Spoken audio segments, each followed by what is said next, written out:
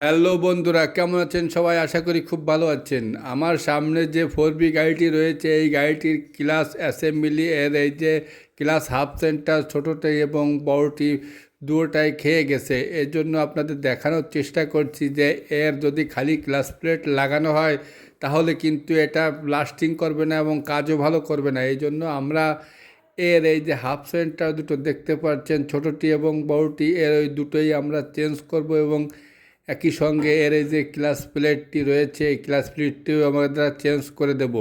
এই তিনটে যদি একসাথেই চেঞ্জ করে দিই তাহলে খুব ভালো হবে বন্ধুরা। এই যে দেখতে পাচ্ছেন আমাদের এই যে ক্লাস প্লেট নতুনটি খুলেছি, খোলার পরে এটা কিন্তু নতুন মোবিল দিয়ে ভিজিয়ে তারপরে লাগাতে হবে। যদি নতুন মোবিল দিয়ে না ভিজিয়ে লাগানো হয় তাহলে শুকনো ক্লাস প্লেট লাগালে কিন্তু ক্লাস প্লেটটি দ্রুত নষ্ট হয়ে যাবে।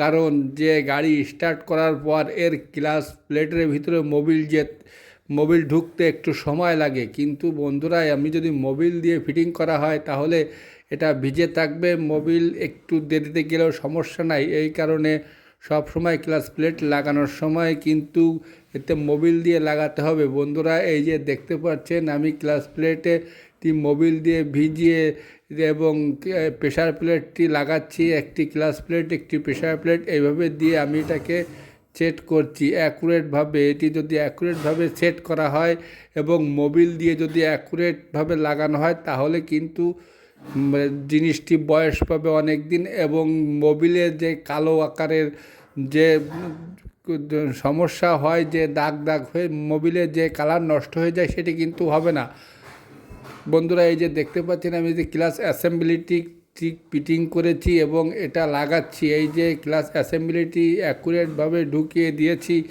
দেওয়ার পরে এর 5টি ক্লাস প্লেট, 4টি একদিকে যাবে আর একটি এই যে দেখেন আমি আঙুল দিয়ে দেখাচ্ছি, এর একটি আর একদিকে যাবে। দিয়ে এর এই যে নাট লাগিয়ে দেব, নাট লাগিয়ে দেওয়ার পর এটি রেঞ্চ দিয়ে টাইট দেব। টাইট দেওয়ার পরে আপনাদের ক্লাস অ্যাকুরেট করে লাগিয়ে আপনাদের অ্যাকুরেট করে দেখানোর চেষ্টা করব চাকা ঘুরিয়ে যে এটি অ্যাকুরেটভাবে হয়েছে কি না। আর এই যে দেখতে পাচ্ছেন এই যে নাটটি আমি এর আগের ভিডিওতেও দেখিয়েছি যে এই নাটটি কখনো আপনারা ছেনি দিয়ে পিটিয়ে খুলবেন না, এটি রেঞ্চ দিয়ে খুলবেন। এই দেখেন বন্ধুরা, গিয়ার দিয়ে আমি দেখাচ্ছি, গাড়ি ক্লাস ফ্রি থাকলে এরকম ফ্রিভাবে ঘুরবে এবং যে সময় গিয়ার দিয়ে চাকা ঘুরিয়ে দেবেন সে সময় এরকম। ভিডিওটি ভালো লাগলে চ্যানেলটিকে সাবস্ক্রাইব করে দেবেন। ধন্যবাদ।